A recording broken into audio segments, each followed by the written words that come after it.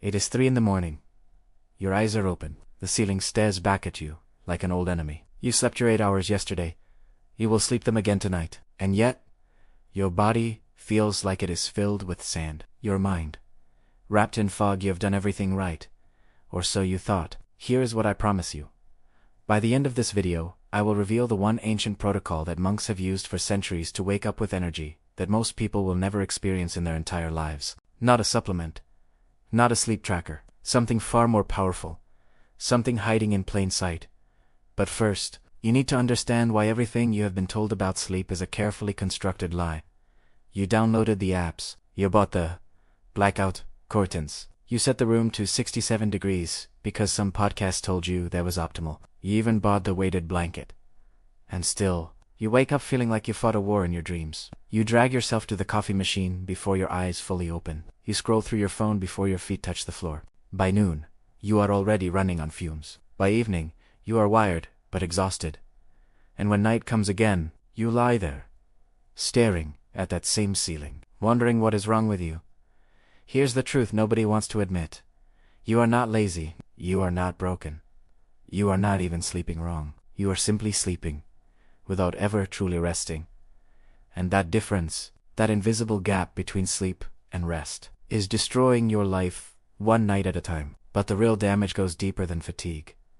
Much deeper. And what I am about to tell you next might unsettle you. Modern science has discovered something terrifying about shallow sleep. When you spend the night drifting on the surface of unconsciousness, never descending into the depths where true restoration happens, your brain cannot clean itself. There is a system inside your skull called the glymphatic system. Think of it as the sewage system of your mind. Every day, your brain accumulates metabolic waste. Toxins, debris from your thoughts, your stress, your constant digital consumption. This waste needs to be flushed out, and that flushing only happens during deep sleep. Not light sleep, not REM, deep. When you fail to reach those depths, the waste accumulates. Night after night, year after year. This has been linked to memory problems, accelerated aging, even the early onset of cognitive decline. You are not just tired, you are slowly drowning in the residue of your own unprocessed days. But here is what makes this even worse. The very habits you believe are helping you are the ones keeping you trapped on the surface. And the biggest offender is something you do every single night without thinking twice. I will reveal exactly what that is in a moment. But first, you need to understand the invisible force that has hijacked your rest. There is noise in your life, not the kind you can hear, the kind you cannot escape, the constant hum of unfinished tasks, the weight of emails you have not answered, the echo of conversations you should have had but avoided, the guilt of who you were supposed to become by now. This noise follows you to bed. It sits on your chest while you try to breathe. It whispers through your dreams like a radio left on in an empty room. You cannot outrun it with melatonin. You cannot drown it with white noise machines. This noise is not external. It lives inside. And until you silence it, your body may sleep, but your soul remains awake. The ancient masters understood this. Monks in Japan, sages in China, Stoics in Rome. They all knew the same secret truth. The quality of your rest is determined by the quality of your day, not the other way around. You have been trying to fix the symptom. They fixed the source. Remember the promise I made at the beginning, the one protocol that unlocks the kind of sleep that makes you feel reborn. We are getting closer. But the foundation must be laid first. Because without understanding, the technique is useless. Here is where most people go wrong. They treat sleep as a transaction. 8 hours in, energy out. But sleep is not a vending machine. It is a sacred ritual, and you have forgotten how to perform it. Every night, you carry the chaos of your day into your bed. The arguments you ripped, the fears you scrolled away, the stimulation you used to numb yourself. All of it comes with you. And your nervous system, that ancient survival mechanism that kept your ancestors alive in the wild. It does not know the difference between a saber-toothed tiger and an angry email. Cortisol surges. Adrenaline spikes. Your body prepares for battle, while you expect it to rest. This is the paradox of modern life. You are too safe to be in danger, and too stimulated to feel safe. Your body is stuck in a loop. Fight or flight. Never rest. Never digest. Never truly surrender. This is why you can sleep 8 hours and wake up feeling like you barely survived.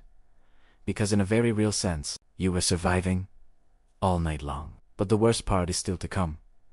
The habit I mentioned earlier, the silent killer of deep sleep. It is time to name it. Your phone. Not just using it before bed. Having it in the room. Studies have shown that the mere presence of your phone in your sleeping environment keeps part of your brain alert, subconsciously waiting for a notification, a message, a hit of novelty. You are not paranoid. You are addicted. And your addiction does not sleep, even when you do. But this is only the surface. The phone is a symbol, a symptom of a deeper disease, the disease of attachment. Attachment to outcomes, attachment to control, attachment to a future that does not exist yet. This is what the Zen masters called suffering, not pain. Suffering, the inability to release, to let go, to trust the river. You lie in bed, gripping your day with white knuckles, refusing to let it end. And then you wonder why you cannot fall into the void. The void requires surrender, and you have forgotten how.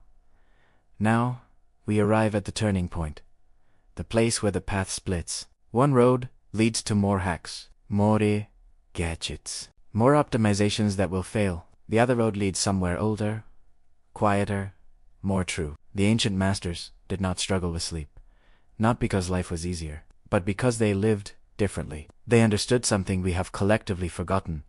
Sleep is earned by the waking hours, not forced in the dark. This is the essence of what I call the monk protocol. It is not a technique.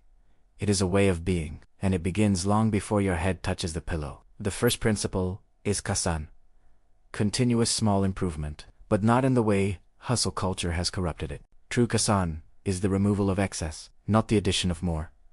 Each day, the monks ask themselves, what can I release? What noise can I silence? What attachment can I sever? You have been adding supplements, apps, routines. The masters subtracted. They made space. And in that space, rest became inevitable. The second principle is Mushen, the mind of no mind. This does not mean emptiness as absence. It means emptiness as potential. When your mind is cluttered with the residue of the day, sleep becomes warfare. But when your mind is cleared before bed, sleep becomes gravity. You do not try. You fall. The monks practiced this through movement. Slow, intentional, ritualistic movement in the evening hours. Walking meditation, breathing exercises.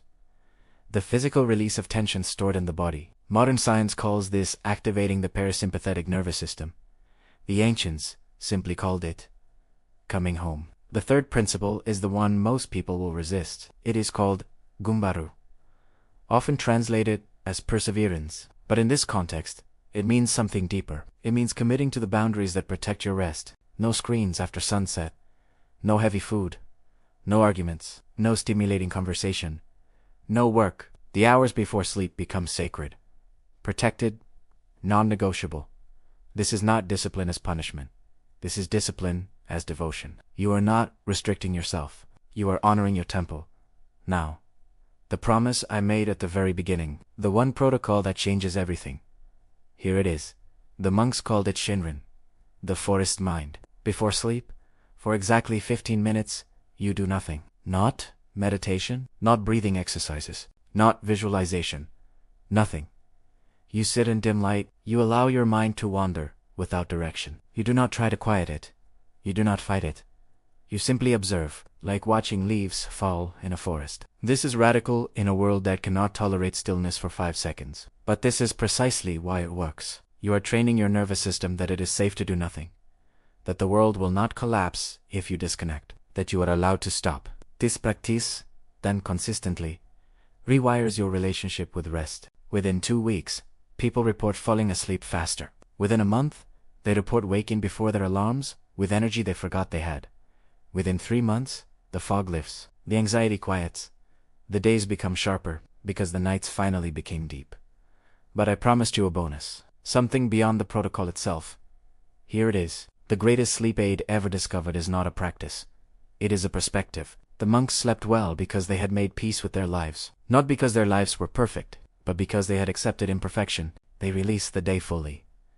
Every grudge, every regret, every unfinished task. They understood that tomorrow was not guaranteed, and so they treated each night as a small death, a surrender, a letting go. If you want to sleep like you have never slept before, ask yourself this question every night. If I do not wake up tomorrow, am I at peace with how I live today? This is not morbid. This is freedom. The weight you carry to bed each night is the weight of unlived truth. Speak it. Release it. Forgive. And then, let go. Sleep is not a hack. It is a mirror. It reflects the life you are living in, the hours you are awake. If your days are chaos, your nights will be warfare. If your days are intention, your nights will be restoration.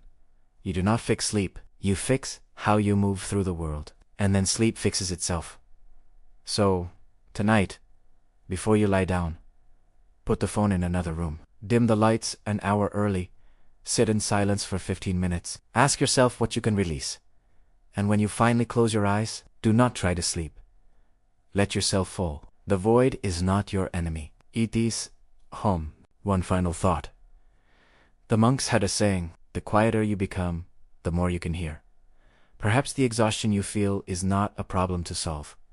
Perhaps it is a message, a whisper from a part of you that has been ignored too long. What is your tiredness trying to tell you? Sit with that question. Do not answer it. Just sit. The night is waiting.